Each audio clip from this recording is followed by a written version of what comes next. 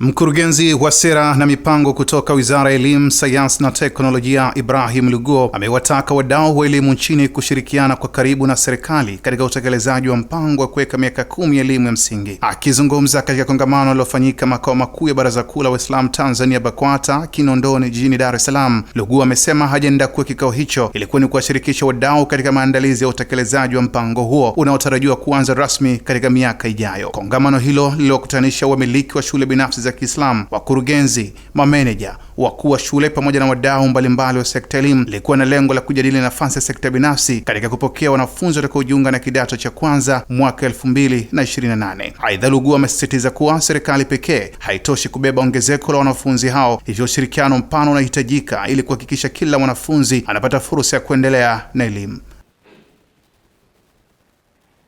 Lakini ili tuwe na mashirikiano mazuri, lazima kuwe na sekta ya umma na sekta binafsi unahitajika katika kumudu mapokezi makundi rika hayo mawili. Wanafunzi ambao tumesema wataingia kidato cha kwanza mwaka 2028.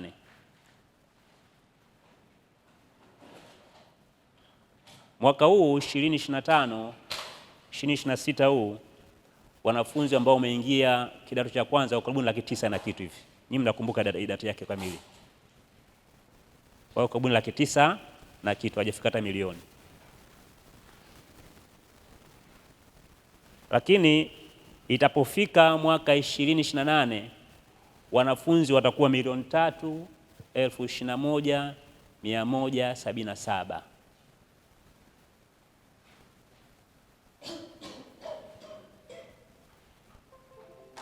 Ndio tunasema tushirikiane vizuri kwenye eneo hili. Kutoka wanafunzi hao 900,000 kwenda na kitu ambao wameingia form 1 mwaka huu Januari 2026 mpaka wanafunzi 3,021,177. Sasa sisi kama serikali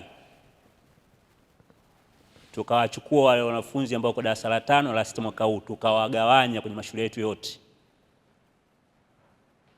tukakuta ni 35% tu ndio tunaweza kuwabeba kwenye shule zetu. 65% tushirikiane na nyinyi tuendeshe, na sera yetu inasema hakuna mtoto kuachwa nyuma. Watoto wote waanze la kwanza wakaishie form 4. Kwa upande wake, naibu katibu mkuu utawala na fedha wa Baraza Kuu la Waislamu Tanzania BAKWATA Mwenda Said Mwenda amesema sababu ya kuwakutanisha wadau hao chini ya mwamvuli wa taasisi hiyo ni kuhakikisha kuwa katika utekelezaji wa mpango wa serikali wa miaka 10 ya elimu, misingi na maadili ya Kiislamu yanaendelea kulindwa na kuimarishwa. Sisi kama taasisi za dini tunayo mambo ya msingi ambayo tunaangalia kwamba pamoja na kusoma elimu hii ya sekula, lakini tunalinda maadili yetu yale ya Uislamu.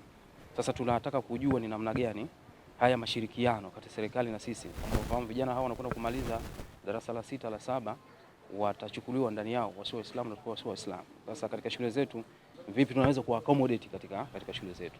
Kwa hiyo hayo na mambo mengine kama alivyozungumza hapo mkurugenzi ndio ambayo tunatakiwa kufanya mjadala wa kutosha kabla hatujaingia katika mkataba ule wa makubaliano.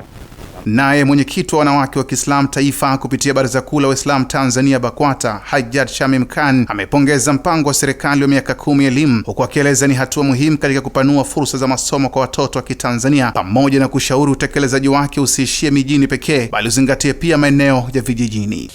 Mimi naona semina hii imekuwa nzuri sana kwa sababu serikali imetufikiria sisi shule zetu binafsi. Hilo ni point 1, na wametuweka katika maandalizi yao. Kwa hilo mimi nawapongeza, au tujipongeze, na najua bado tutasonga mbele. Lakini ombi langu kubwa,